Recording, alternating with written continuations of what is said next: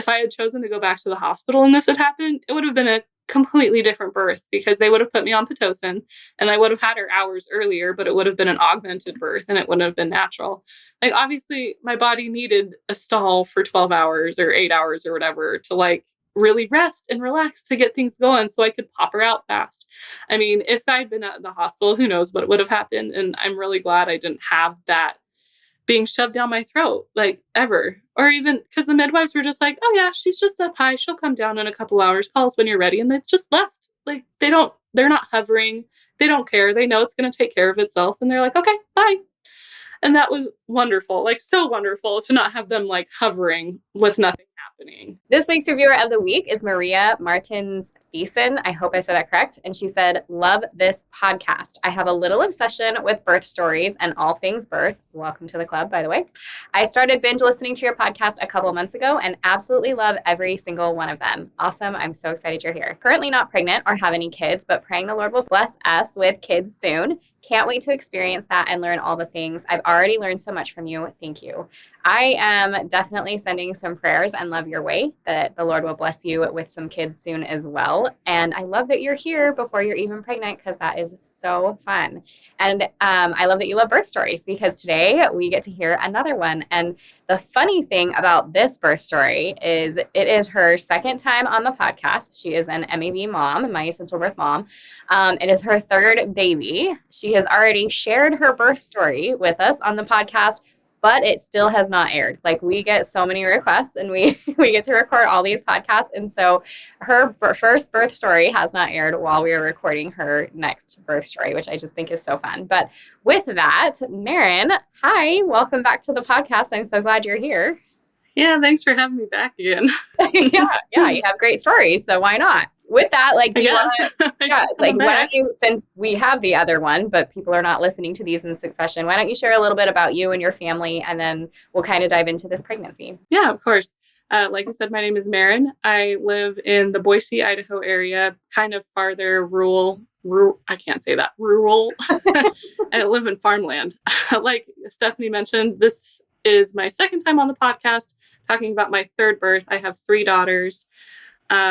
I love to read personally. Our whole family loves being outside at any opportunity, walking, biking, camping, the whole 9 yards. Anything outdoors, we'll do it. So yeah, that's a little bit about me. I love it. Okay, let's hear about this pregnancy because if you guys are listening, I will put in the show notes the other episode where we have Maren talking about her last baby. But for this one, tell me a little bit about this pregnancy. Was it different than the last 2? And if so, how? Did you have anything that was like funky or weird? Was it pretty easy going? Like, what was it like for you? Yeah. So this one was definitely different. Not in like the pregnancy itself, but just circumstances. As I mentioned, like, when we were recording the last interview, I was actually pregnant with my third baby. My second and my third are Irish twins. Their birthdays are 4 days shy of a year apart. I found out I was pregnant with my third when I was 3 months postpartum with my second. And so it was really shocking. It wasn't exactly what we had planned, but you just kind of go with what God throws at you. I found out pretty quickly, even though I was 3 months postpartum, I've always had really normal periods. And so I thought I could just track it, do the natural planning, I think is what they call it. And I didn't realize that, I didn't remember, I guess, from my first, that your cycle's not super normal right after you give birth. And so that's how we landed into our whole situation with our third. Because of the circumstances, like, a lot of what was difficult about this pregnancy was a lot of like the mental side of things and the emotional side of things. Like I said, it's not like we didn't want more kids, but we didn't want them a year apart. We were thinking we were going to take a longer gap. And so I had a lot of like processing to do with like, okay, this is our life now. We're going to have really young kids all at the same time. And of course, when you introduce the third kid, you've got all the hassles of it. Like, you have to think about car seats and cars. Like, we had to buy a new car because we had a third kid. And so like, there's just a lot of the like logistical stuff. Luckily, the pregnancy itself was relatively normal up until like later.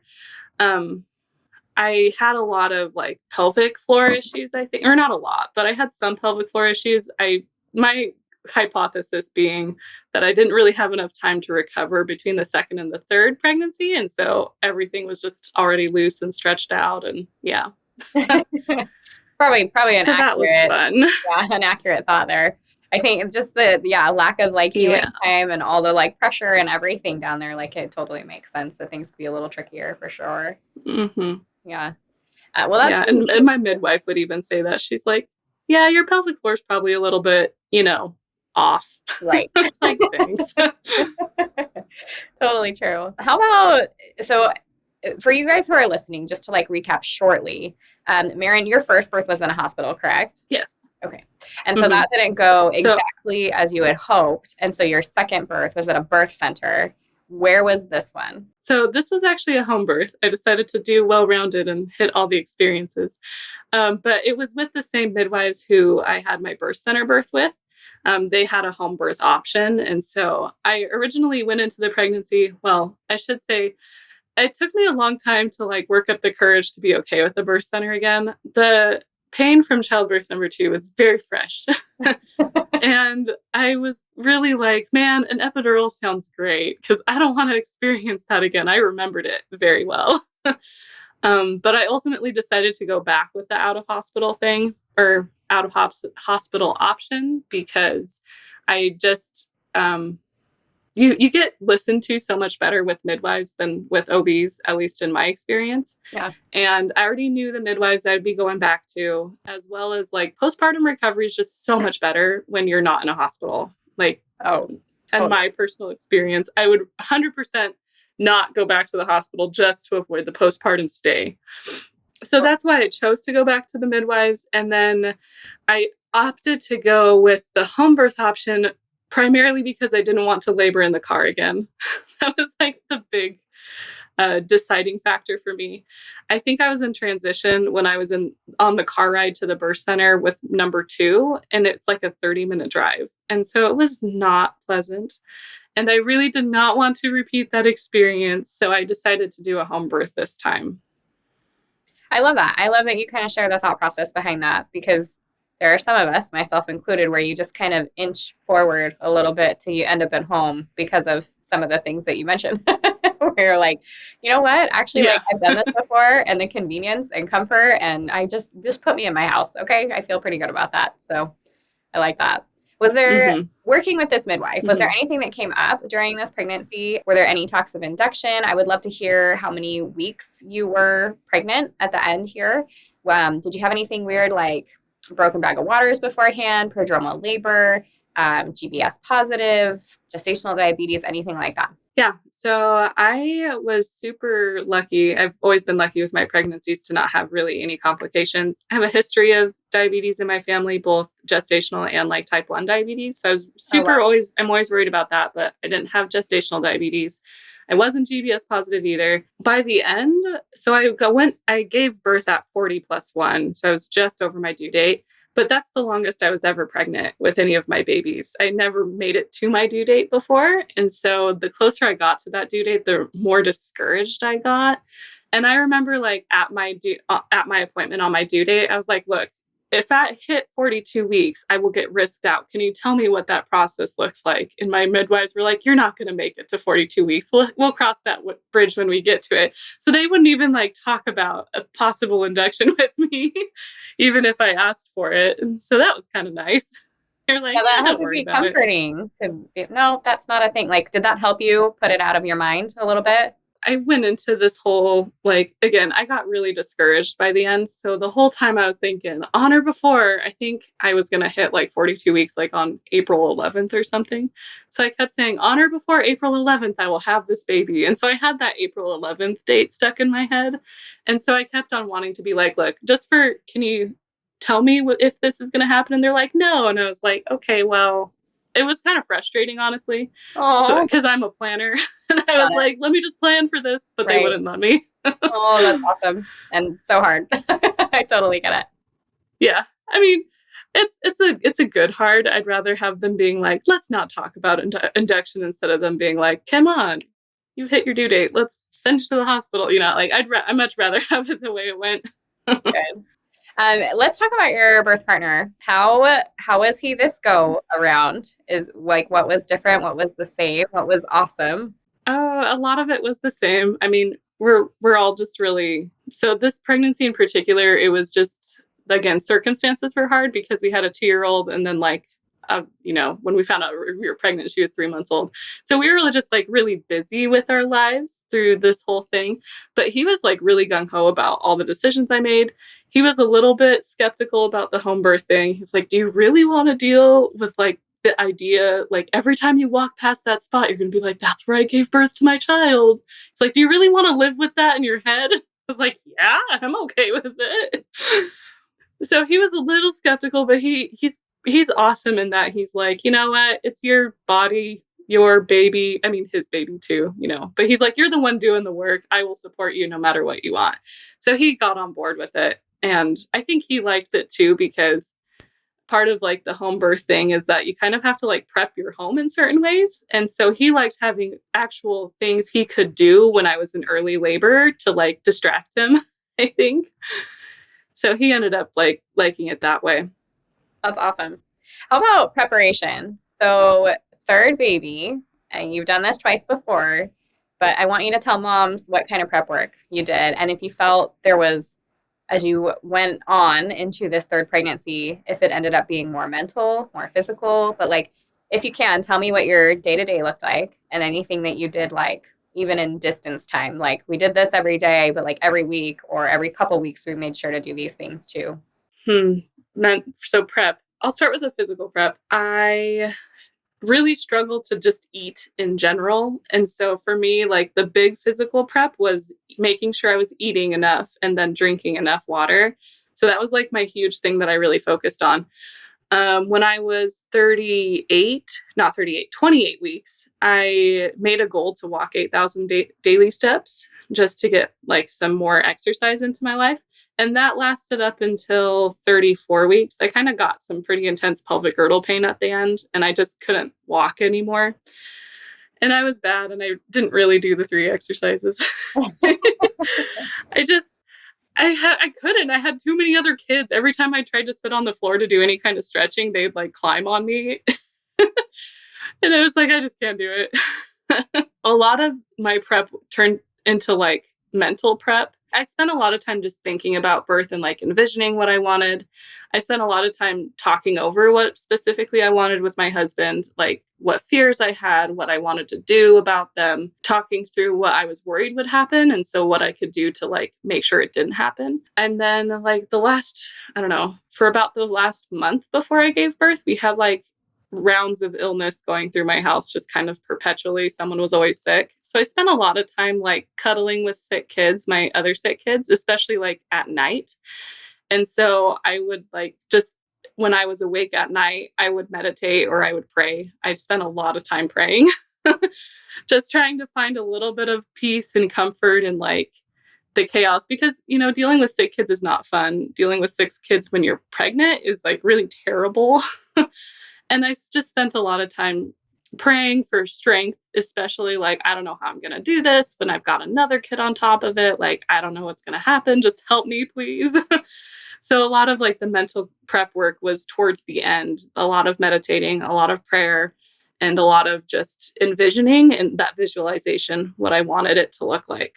I like that. That visualization is so important. And I feel like we get much better at it as time goes on when we've done it a couple of times, kind of like you're saying, that mental prep work. Mm-hmm. That is what I found personally for my, like the more babies I had, the more mental prep work I had to do. That's very real. All right, let's dive into it. Let's hear about the birth. Mm-hmm. So tell me about that first contraction. Did you say you had prodromal labor, or like, did things just get off and running? Okay. I always have prodromal labor with my kids. It's just kind of a fact of life, unfortunately. I really hate it, but it just happens for me. So I had probably 2 or 3 bouts of prodromal labor that were like really strong, that I was like, this is it. I'm going to go into labor. And then they fizzled and nothing happened. I probably had about 1 a week for the first 3 weeks. And then I was, of course, having those Braxton Hicks that you have towards the end that get pretty strong and intense. So like on my due date, I went into my appointment and I was like, okay, I'm mad because I've never made it to my due date before. And I was really hoping I wouldn't make it to my due date this time. And my midwives were kind of like, okay, yeah, but you're pregnant. This is like goes with the ballpark. So I was like, they offered me to do a membrane sweep, and I never thought I'd want one, but also I'd been pregnant it felt like I'd been pregnant for 2 years pretty much at this point. So I was like, yes, do a membrane sweep, anything to get me going. And I was 3 centimeters dilated and 70% effaced, I think is what she said. But the baby was sitting super high up, she said. And like the bag of waters was really like bulging. So she was like, anytime, it's going to pop anytime. And I was like, yeah, whatever. The midwives just tell you things to kind of help you feel better, I feel like. That was one of those things I felt was just like oh, it's okay. Don't worry about it. Anything to help me feel good. And during that appointment, I was talking to my midwives about like when to call. Cause, and my midwife was like, if you have any kind of contractions that are like consistent for more than an hour, call, because third babies are like, they can go super fast, they can go super slow, but we want to be on the safe side with this one. I was like, okay. I have like that guilty conscience about like, oh no, it was a false alarm and they came out for no reason. Like, oh, I made people get out of bed early. So I was like, really didn't want to do that. And my midwife was like, no, do that. She kind of was like, do that.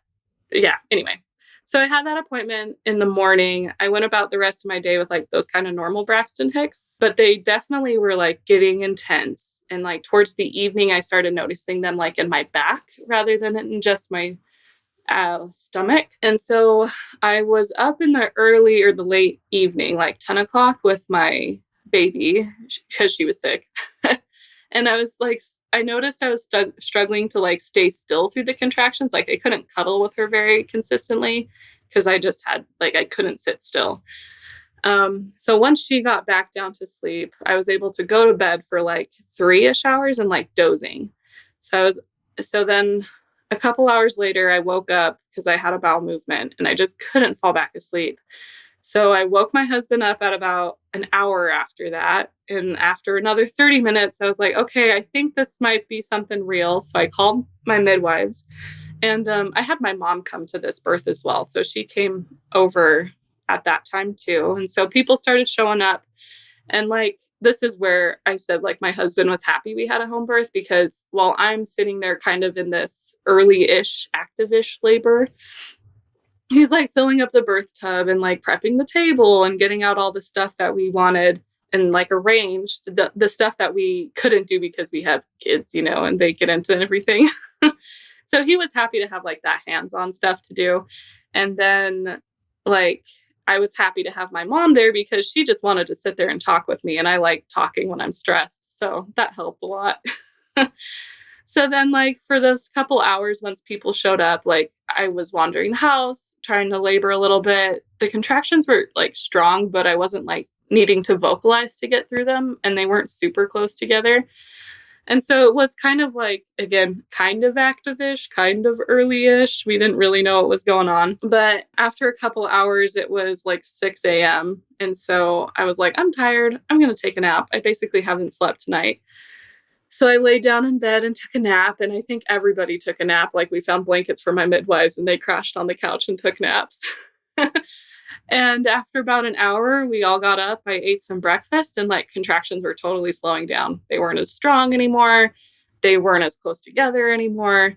And so like I ate that breakfast. The sun was coming up. And so I went on a little walk with my mom, and they still were not super close together. I think we were timing them. And when I was walking, they would come closer, but they still weren't super intense. And I remember having having a conversation with my mom, like, I just feels like this false alarm and this is never going to happen. This is just prodromal labor. Nothing's going on. I was just so discouraged. And so I go back in to the midwives at my house, and they're like, look, your baby's sitting super high still. She hasn't dropped at all. She's not really engaging in your cervix, and she probably won't for a while because the sun's come up. And there's that whole melatonin works with oxytocin kind of thing. So you basically labor overnight more than you do during the day. And they're like, so we're just going to go. We've got stuff to do. And they were slowing down like pretty quickly. Slowing down quickly.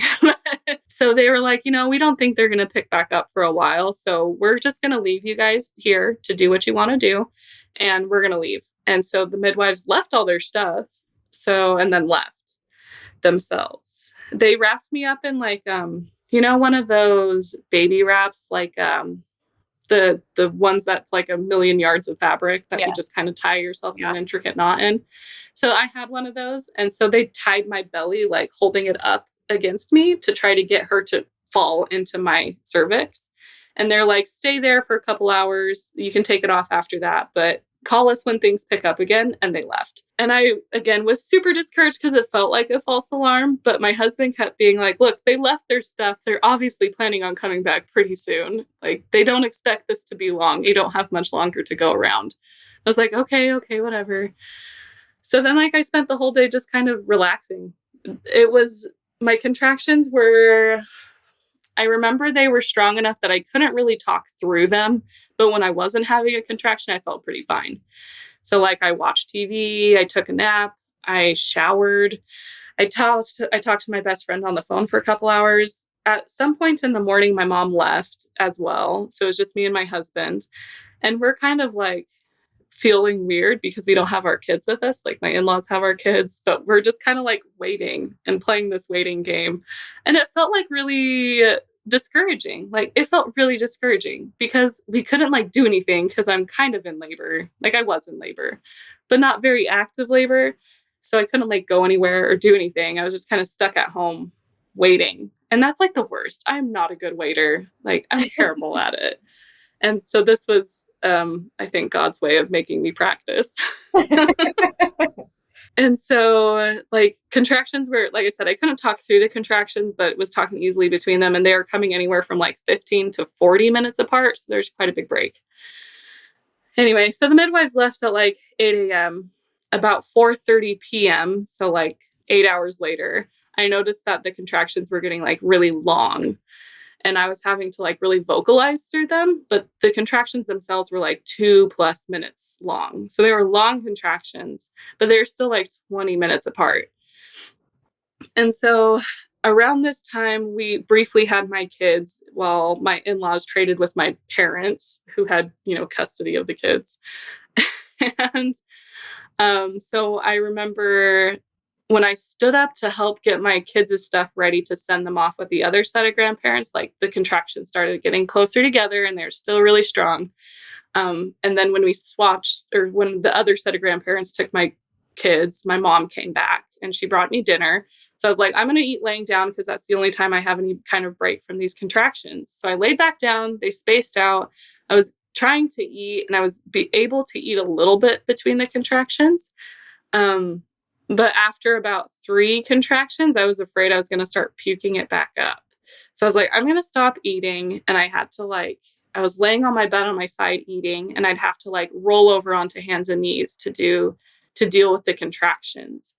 And like at that point, my mom's doing counter pressure on my hips. And then I've got my husband doing the one where you just put pressure on your back, like on your tailbone. Is that also called counter pressure? Yeah. I don't know. Yeah. Okay, so the 2 sets of counter pressure.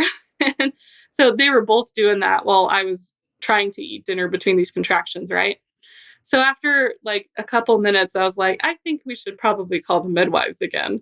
So we called the midwives. She's like, all right, I'll come back out. She comes back out. When I knew she was getting closer, I stood up because I knew if I stood up that they'd start picking up again. And lo and behold, they started coming like really quick. Like definitely hit transition at some point in this because like went from having contractions like 20 minutes apart to contractions like 2 minutes apart, like really quickly.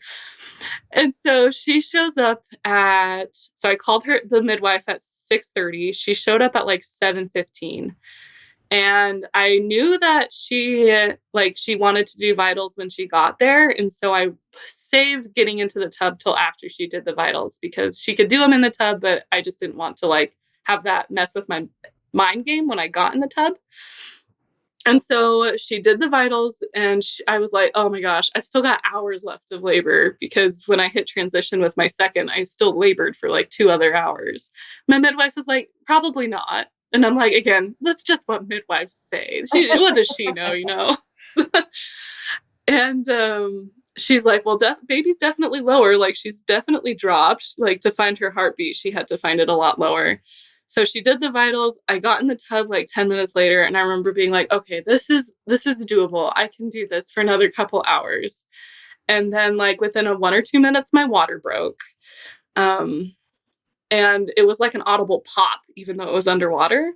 And with my water breaking, my contractions changed from like just like vocalizing, like a low groan, to like a pushing contraction, like as it broke. And I was like, oh my gosh, like that's weird. And then like I started pushing and I couldn't really stop pushing. And like 4 or 5 contractions later, and she was born, like within 5 minutes of getting in the tub. It was crazy. I remember I got in the tub and I started, or when my water broke, I remember starting pushing. I remember when she hit my tailbone, like as she was going down. And with my second birth, I pushed for like 50 minutes with my second. And I remember her hitting that tailbone and getting stuck. Or it's the pubic bone, the tailbone? One of those. Anyway, she got stuck. Yeah. It was back. Yeah, that's your tailbone. Yeah, so with my second, she got stuck there for like 30 minutes. I was trying to get her to push past that pubic bone. So I remember with this one, she hit the pubic bone and I was like, oh yeah, this sucks. I hate this. And then she was past it. And I was like, wait, that was so quick. What just happened? And yeah, and then she just kind of like popped out. And I remember being like narrating it to everyone around me, being like, oh, she hit my pubic bone or my tailbone. Oh, she's past it. Oh, she's like crowning. I can feel her crowning. Oh, her head's out. Like, it was so crazy how fast it went. Like, I did not expect that at all. So I mean, yeah, and then awesome. She was born. Especially because you had them close together. So then you're like, benefits maybe that like your body just did this recently. And like, here, we don't have to sit there for 30 minutes. I love that. That's awesome.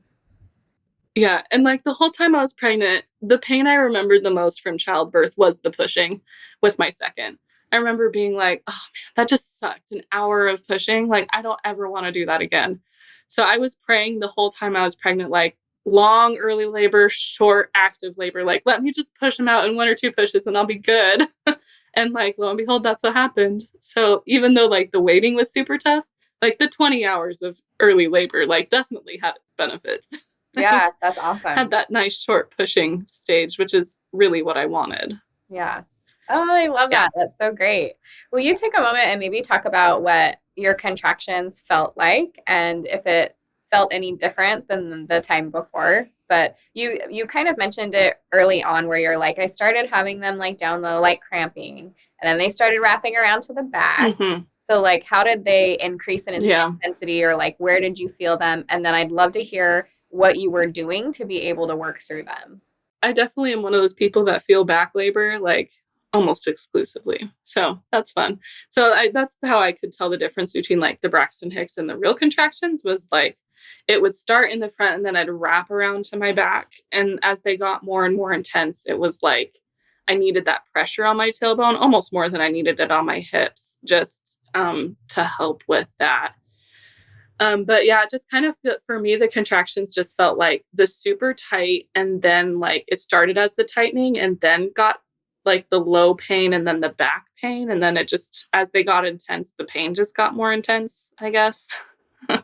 And then to work through them, I did a lot of leaning over things and swaying. During that like day where I had like nothing going on except these random contractions, I didn't have to like work through them very hard. If I did, once they got more intense, it was like vocalizing the low groaning to get through them. But yeah, most of the time it was just the leaning on things and swaying and the counter pressure on my back was what I needed. What were you doing in your head? Like we all talk about Laborland and stuff, but like, what was the conversation you were having in your head, or what were you telling yourself over and over again? Maybe affirmations, or you said that you were praying a lot. What were you picturing? What were you envisioning? Like, what was happening inside? I spent some time singing. Like, I'd sing hymns in my head because I didn't have breath for singing out loud. So I would be singing like hymns in my head. I would also just be counting my breath, my breathing. So in my head, I was counting like like, I think I was going inhale 3, exhale 5 or 6 or something. Anyway, so I was counting my breathing. And in my head, I was like thinking, like, keep your face relaxed, like your eyebrows and your nose and your cheeks and your shoulders. I was just trying to like count. I think the counting and the breathing, I was mostly focusing on that to keep me relaxed, like in my head. And then, like, as they got more intense, it was more just like I was listening to myself vocalize, which sounds really funny, but like by paying attention to how I was vocalizing, I was able to tell how well I was dealing with them. Cause, you know, if you get high pitched, you're kind of letting them take over. So I was really focusing on the tone of the noises I was making. Like when I was in transition, I think. I don't know. I don't think I was really off in labor land that much. I mean, it sounds like you were. Those are the things that like nobody else knew what was going on. You know what I mean? Like there's so much I think that happens internally. You're so focused. Like it's a different focus, and it's just what it is. What about the people that were there with you? Like, what was the most helpful things that they were doing throughout your labor? Yeah. So, like I said, I had my mom there, and I had my mom there mostly to be there to talk to me. My husband, when he gets stressed, kind of clams up, and I needs people to talk to me. So my husband was there, like physically helping me. So he'd be like rubbing my back or squeezing my hips or doing the counter pressure stuff. Or like when I got in the tub, I delivered like in a kneeling position, leaning on the edge of the tub. And so he was holding onto my hands, like had the death grip on his hands. So he was doing like all the physical support with like he'd rub, like I said, rub my back or my face. And my mom was there talking to me. I don't remember what she said, honestly. I'm pretty sure she was just saying nice things. I gave her a list of my birth affirmations before she came. And I don't know if she said them or not. I don't remember. But she was there like talking to me, just kind of being the background noise. And I remember between contractions talking to her being like, oh yeah, this really sucks. And she's like, oh yeah, it does suck. I've been there before. It's not fun. Validation. It's what everyone needs, right? Yeah. Yeah. How about, okay, now that you've done the like home birth and the birth center and the hospital, like what was the difference? And were you so happy that you chose to be at home? Were you kind of wishing you would have chosen birth center? What was that like for you? I was so happy I was at home, especially because I kind of had these 2 bouts of labor. I was kind of in labor in the early morning and then in the evening. If I had gone to the birth center, I would have been sent home. And then I would have had to go back. But I think because she came so fast once I hit transition, like pretty much from the time I stood up to like once, because I knew the midwives were coming, to the time she was born was like 30 minutes. I'm not sure I would have made it back to the birth center. I might have had a car birth. Yeah. So I'm really happy that I chose to be at home. I didn't have to worry about making it in time. And then like if I had chosen to go back to the hospital and this had happened, it would have been a completely different birth because they would have put me on Pitocin and I would have had her hours earlier, but it would have been an augmented birth and it wouldn't have been natural. Like obviously my body needed a stall for 12 hours or 8 hours or whatever to like really rest and relax to get things going so I could pop her out fast. I mean, if I'd been at the hospital, who knows what would have happened. And I'm really glad I didn't have that being shoved down my throat, like ever. Or even because the midwives were just like, oh yeah, she's just up high. She'll come down in a couple hours. Call us when you're ready. And they just left. Like they're not hovering. They don't care. They know it's going to take care of itself. And they're like, okay, bye. And that was wonderful. Like so wonderful to not have them like hovering with nothing happening, you know? Yeah. Well, and I think what you said is I was really glad. Go ahead. Yeah. Oh, go ahead. I was going to say just, I was, you go ahead. I'll come back at the end. I don't remember what I was going to say. So oh, shoot. Sorry. No, I was going to say what you said is just so important for moms to hear. And in my opinion, and I mean, professional doula opinion, but also just like from noticing like what happens in these spaces, you could not be more right about what likely would have happened. Like it would have been a conversation about like what's going wrong, something's not happening right. In other words, like your body's not working properly and we have to do something about it. That's what happens in the hospital settings. And so you can't stall for 12 hours in a hospital with nobody bugging you. But when you are given that time at home, and there's so much that can be happening in that space of quote unquote stall, like we call it a natural stall for a reason, because baby, for whatever reason, is like, hold up, we've got to either I'm finding a new position here, or there's hormones that are happening, or breast milk needs to happen, right? Or there, I mean, you don't know. Maybe there's some mental work happening with mom. There's so much going on during that time that you can't see, that you can't measure in a way of like dilation or contraction, that when left alone, look at the beautiful work that happens, and then your body's ready to go and whatever. But yeah, in a hospital setting, you're right. Pitocin and the monitoring and the extravaginal exams, and you having to worry about your body and being uncomfortable, and probably an epidural at some point. And I mean, it's crazy how all of that kind of can cascade, or when left alone with midwives who trust the process, what that birth can look like. So I absolutely love that you shared that. Thank you. Yeah, I did remember what I was going to say. Oh, let's hear it. I was going to say that the other reason, and the main reason I chose the home birth over the birth center, was like the postpartum was great too. Yeah. Like I got out of I gave birth in the tub. I got out of the tub. I sat on my bed, and that was it. They did their stuff. I didn't need stitches or anything. I did have like retained membranes that they had to like go in and get. So that like really sucked, but it just happened on my bed. And then they like gathered their stuff and left. And I just laid in my bed all night long. And it was wonderful. Like I didn't have to move. I didn't have to drive home. I didn't have to sit in the stupid hospital beds that are like made of metal bars and are terrible. And I just was really like, that's one of the main reasons I chose the home birth, was so I could have the super easy postpartum. And it was great immediately. I mean, besides the retained membranes, that was not great. But like the home birth, between like you said, the letting the natural stall progress on its own and like the postpartum, like 100% we'll do a home birth again if I ever choose to get pregnant again. Too fresh. That's fair. I have to say that was probably my favorite part too of having a home birth, was the postpartum, where it's like, nope, I'm just going to hang out in my bed now. I don't have to pick or pack anything up. We don't have to go anywhere. And I mean, depending on the time of year, it can be cold or hot. It was just like, I don't have to be out in bright lights. Like I can literally just like chill in my bed and relax. If you don't mind, can we talk about that placenta for a second? So I kind of want to hear, after you gave birth. Oh yeah. Yeah, like how long it took you to deliver the placenta, what that was like, if they had to do any kind of like traction to help it come out, or I'm just curious about how that went for you. Yeah, so I birthed the placenta like within 5 minutes. It came super fast. But I didn't have retained placenta. I had retained membranes from like my bag of waters. And so so after I had like waddled over to the bed, they just were kind of keeping track of like the bleeding, like, they do.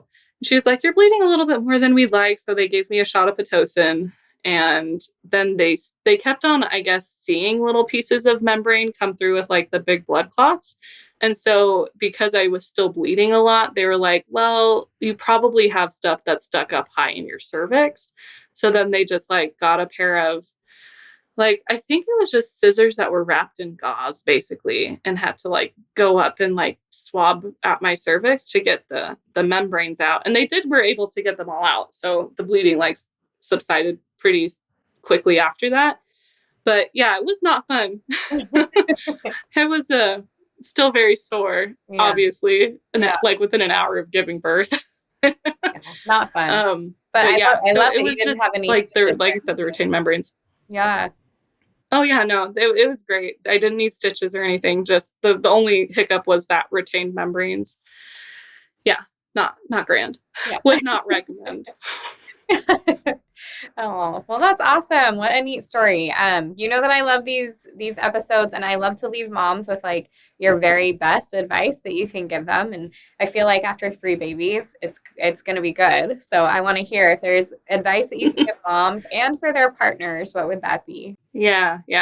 So I think my advice this time would be like, just trust your body. Like, we are designed to give birth, and it's hard to trust your body, particularly in today's society where they push a lot of interventions and they push a lot of doctor knows best.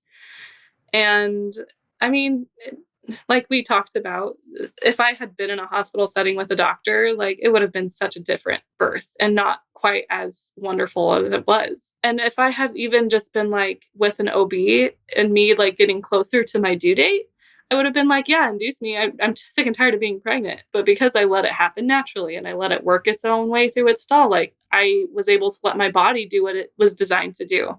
And that happened to be a 5-minute pushing stage, which is what I really, really wanted. And then for like partners, I would say don't be afraid to like make up for the areas that you lack in support if you know you lack in areas. Like I said, my husband, after it took us to the third kid, but we realized that he does not do well talking at me when I am in labor. And so we went and found somebody who could talk at me while I'm in labor, and it doesn't diminish his role at all. It actually helps because he's not trying to stretch himself beyond what he is capable of doing. So like find the village that you need to find to create the support network for the birthing mama. Especially if you know you lack in something, like make up for what you lack with other people. And there's no shame in that. It takes a village. And there's a reason people say that. Yeah, definitely. Well, thank you. Thank you for your story again and for your advice, your wisdom, and just for the fun that it's so neat to be able to see you now back again after your third baby. So congratulations and thanks for being here. Yep. Thanks.